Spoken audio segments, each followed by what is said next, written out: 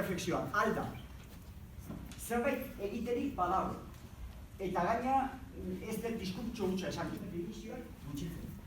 Estado Espainiarrean, 2005an, genuen emisio mailarekin konparatzen badegu, 22 jetxilegu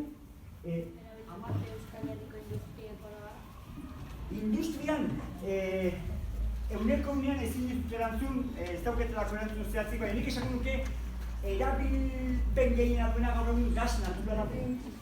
Eta lehenengoan internetzei gelan daukat apuntatuta, zeintza, Uranga.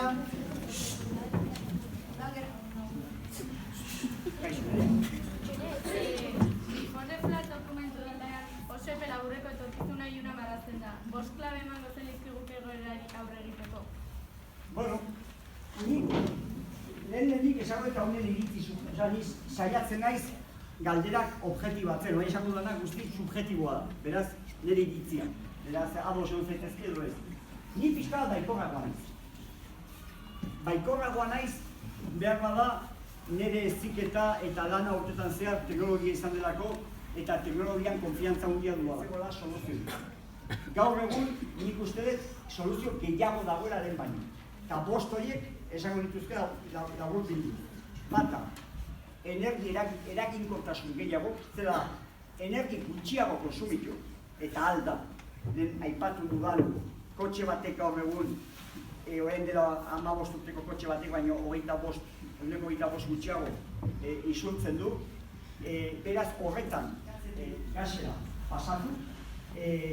Laugarrena esango nuke, imaginatu zaitezke, eguzkiak jotzen dura, goizeko 11:00 arratsaldeko 4:00.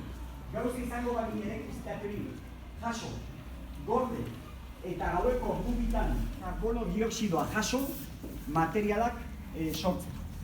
Nire ustez hor daude 5 bide teknikoki arazo honi hurrengo urtetan aurre egiteko. Baina beste batzuk sortuko dira eta 10 urte barru ikusiko duzute teknologi berriak egongo dira honi aurre egiteko gauza izango bera. Kontatuko dizuet, ze gertatuko litzateke bihar petrolioa bukatuko bai. Badakizute hori izan den? Kirofano bat. Espero dut sekula ez dutzea. Ikusten badezute, xiringak, makulluak, aurki hori, maskarilla, eskularroak, guzti hori petrolarekin egina dago. Hasiko naizkentzen petrolarekin egina dauden, bueno, baina txen asko aztu zaizkit. Hor dagoen beso mekaniko horren material guztia, material plastikoa dira. Petrolarekin egiten direnak. Kamila horrek, goiko poliuretano guztia, petrolarekin egina dago. Aulkia, ere, mai horretan ikusten dituten gauzak, ere, jarraituko dut? Jarraituko dut petrolarekin egindakoak entzen? Karo, pintura, hormetako pintura edo paper margotua ere, petrolarekin egina dago. Etxe, bai, ez zerbait aztu zaiz. Galtzak eta kamiseta ere, petrolarekin egina daude. Jaro, ken doengo dut? Ken doengo dut? Ahí va, argia, junda. Claro, kableak, entxufeak, guztia ere, petrolarekin egina dagolako. Beraz, ze gertatuko ditzateken? Aizue, buelta eman ja, bukatu eta. Kable hau petrolarekin egina dago. Izateko behar da, talde hon bat eukitzea. Talde hona, zure taldekidei konfiantza ematean,